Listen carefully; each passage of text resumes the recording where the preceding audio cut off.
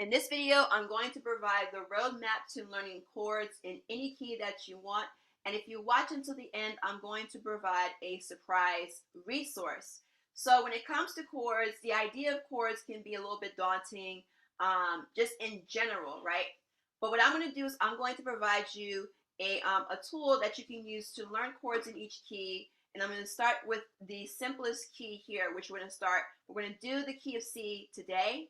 The first thing I have to show you before I even show you the chords is I have to basically reference back to the scale, right? Because as I mentioned before in my previous videos, whether you're trying to learn the melody of the song and learn the chords of the song, all of those things draw from the scale for that particular key. That's why it's important for you to learn your scales, because it helps you learn songs faster.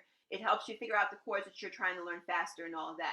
So what I'm going to do really quickly is I'm going to show you, first of all, how a scale works and how chords are drawn from that scale and how you can build chords from that scale. So for reference, again, if you are a complete beginner, which most of my videos are for complete beginners, C is always the white key to the left of the two black keys. Then it goes D, just like the alphabet, E, F, G. After G, it's A, and then B, and then after B, it starts over with C, and then the sequence starts over again. So even on an 88 key piano, it's just the same 7 keys that repeat themselves over and over again. A C scale, an example of a C major scale, which is what we're going to use today for our example, is going to be C, D, E, F, G, A, B, C, right? So the notes for the C major scale are just like that. You start with one C, and you go through each of the white keys, and then you go to the next C, right? So that's how the C major scale is built. If you want to go with the fingerings, which if you want to actually learn the proper way to play the C major scale, which is, thumb on C, 2 finger on D, middle finger on E, thumb comes under to F, you switch over, index on G, middle finger for A, ring finger for B, fifth finger or pinky for C. If you want to further break down on that, I'll provide a link for the actual scale in the comment section, or not the comment section, in the description box. But the point is, the notes for the C scale are C, D, E, F, G, A, B, and C, right? Each of the keys have their own scale. So let's say if, the A major scale will have its own, or the key of A will have its own scale. It just will look a little bit different than the key of C. Different starting point, different set of different set of notes. Some of them are the black keys, but for now we're going to just deal with the key of C because it's the easiest one to learn. Now, one of the things that you have to understand about scales is they have this thing called scale degrees, numbers, whatever you want to call it. So if we're in the key of C, right, C major, C would be note number 1, or the first scale degree. D would be note number 2, or the second scale degree. E would be number 3, which is, note number 3, or the third scale degree. F would be number 4, or the fourth scale degree. G would be the fifth scale degree. A would be the sixth scale degree. B would be the seventh scale degree. And then C would be the first scale degree of the next sequence of notes. So think of what note or what number key is it in the scale. Note number 1, 2, 3, 4, 5, 6, 7. This is really important when it comes to identifying chords, because chords are given numbers in the same reference, which I'm going to cover right now. But before I do that, I want to bring to your attention that I do have a free Piano in 3 Steps video for complete beginners trying to get into the door for learning piano. I go in depth about how chords work and all of that. That video is free, and there's a link to sign up for that free video in the description box of this video. So you want to go ahead and grab that, and you will find a lot of value in that 3-step video. So now that we understand how the scale works, now we can use the scale to build out some chords, right? So let's say if we were to start with the first scale degree, which is C, right? One way that you can build a chord is you start with C.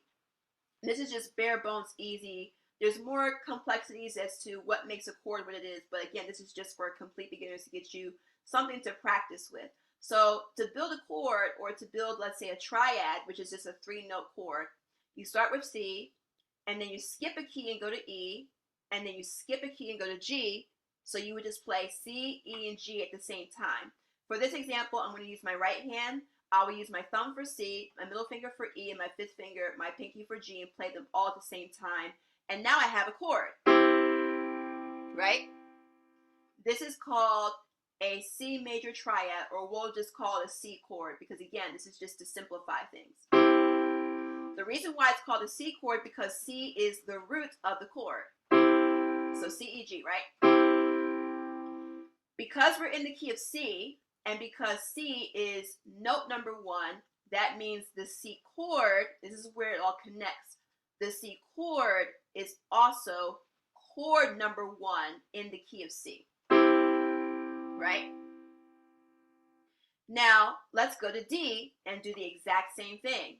So we start with D. Now we're going to build what's called a D chord. So start with D, skip a key, and then skip another key so you start with D, skip a key from D. We now have F, and then skip another key from F, and we have A. So now we have a D chord that consists of D, F, and A. So we just learned how to play 2 chords, right? But the important thing to note is because we're in the key of C and D is the second scale degree, the D chord is chord number 2. And the same thing happens if we move all the keys up, we run into the E chord, which is chord number 3. So E is at the bottom, we skip a key, we run into G, we skip a key, we run into B, and we're just using the same 3 fingers.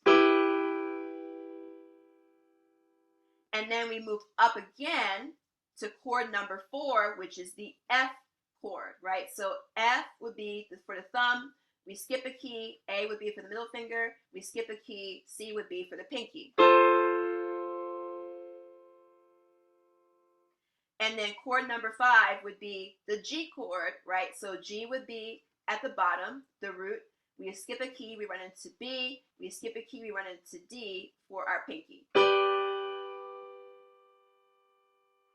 Chord number 6 is going to be the A chord, right? The A minor triad. So A would be at the bottom, we skip a key, we have our middle finger for C, and we skip a key, we have our pinky on E. Then chord number 7, which is for note number 7, which is B, we have B at the bottom, D in the middle, and then F at the top. And I'm not going off screen here. You can see where I go back to the C chord, which is now bringing us back to chord number 1 because C is note number 1, right? So you can practice what I call a chord scale where you start with C, the C chord, then the D chord, the E chord, the F chord, the G chord, A chord, B chord, C chord. Or chord number 1, 2, 3, 4, 5, 6, 7, and then back to 1. So my surprise video that I wanted to share with you, before I share with you one more resource, is I did do a live. By the time you see this video, I've already done a live for how to use ear training to figure out chords like these in an actual song. I break down how you can use ear training to use these chords that I've just shown you, or just an example of these chords I'm showing you, to figure out the chords that are happening in a particular song. So I will leave a link for that video in the description box. And what I'm going to do, because it's important to understand why these chords are given numbers. The numbers are navigation systems for what chords are happening in a particular song. And in the end screen here, I'm going to provide a part 2 of this example of what I'm talking about in terms of how the numbers help you navigate through a song. And those series of numbers are called chord progressions. I go over how all of that works in the next video, which will be in the end screen here. So thank you for watching. If you like this video, please like, comment, subscribe, turn on the notification bell for more tutorials. If you have questions, put them in the comment section. Thank you for watching. Look forward to seeing you in part 2.